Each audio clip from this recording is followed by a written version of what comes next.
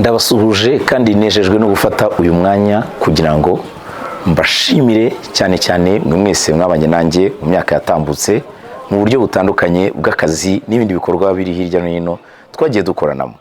Ni umunsi w'umunezero kandi n'umwanya munini mfashe kugira ngo shimire buri muntu wese wakurikiranye ibikorwa byanjye, wamfashije muri gahunda zitandukanye z'akazi ndetse n'ibindi bitekerezo bitandukanye byamfashije gutera intambwe no kugira aho ngera muri mwaka dutambutse wa 2025. 2026 nkomeje gahunda z'ibikorwa bitandukanye biri mu buhanzi, nkaba ngira ngo umuntu wese uri kumwe nanjye akomeze ankurikire, anshyigikire. Ibyiza biracyari kandi biri imbere, byose ni kuri Papa Digital Official channel yanjye ya YouTube, platform zindi Instagram ni kuri digidigi_Rwanda na Papa Digital Official kuri TikTok. Mukomeze mwane natwe, Imana iduhana umugisha, bityo 2026 tuzayibemo dutuje, dutunge, dutunganirwe, dutekane. Amahoro kuri mwese, umwaka mushya muhire.